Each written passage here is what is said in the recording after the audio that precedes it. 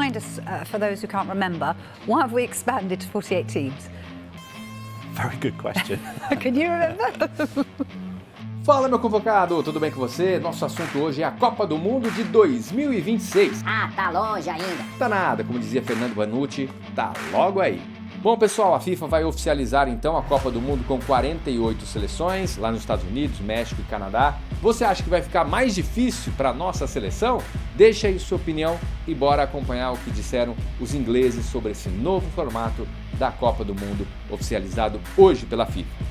Right, so let's get to major changes for the Men's Football World Cup. And the increased 48-team tournament in 2026 will consist of 12 groups of 4 teams. The decision will be ratified at a FIFA Council meeting in Rwanda today. Well, this is how the new World Cup format will look. There will now be 48 teams rather than the old format of 32. The 48 teams will be split into 12 groups. The top 2 teams in each of the groups and 8 best third-place teams will qualify for the round of 32. It's a longer route for the eventual winners of the World Cup, with a total of 8 matches required to win the tournament. The total number of matches played in the tournament will increase from 64 to 104, and the 2026 World Cup final is set to take place on Sunday, July the 19th. I'm delighted to say our chief reporter, Kaveh Solakot, is with us to discuss it. Look, Kaveh, there were signs of it all pointed towards groups of 3. That's not so. Why not? Yes, basically, look, FIFA had a problem because this World Cup is going to be the first World Cup ever with 48 teams. It is going to be much larger than any World Cup before. So they were trying to work out how it was going to be organised. And what it was going to be was something that a lot of people thought was a bit mad.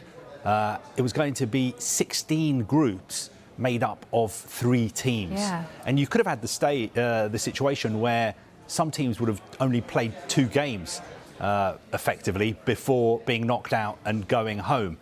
So FIFA have had a rethink. I think the rethink as well was accelerated by what happened in Qatar, because FIFA thought, wow, the Qatar World Cup was amazing, it was exciting, having groups of 4, the final games all played at the same time, there's so much jeopardy, there's so much at stake.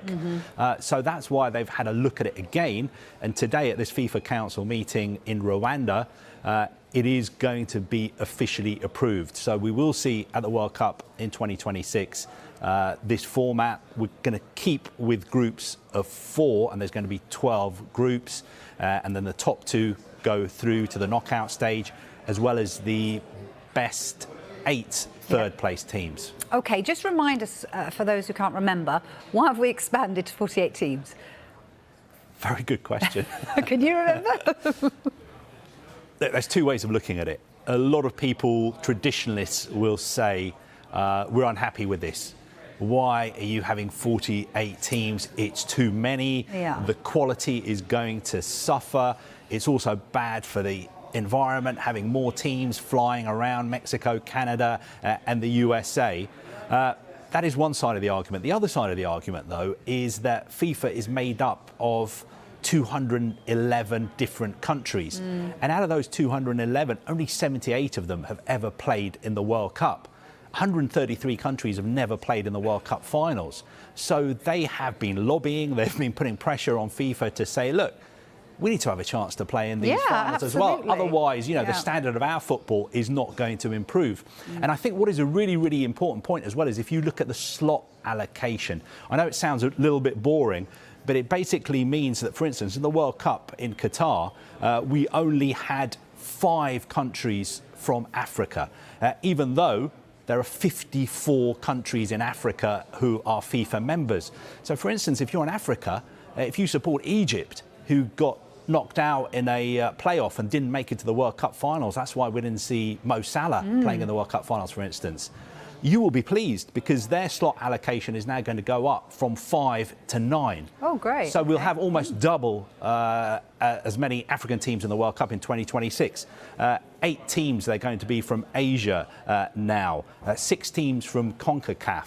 So if you take off your blinkers and stop looking at football just from a Western European perspective, the rest of the world actually do like the fact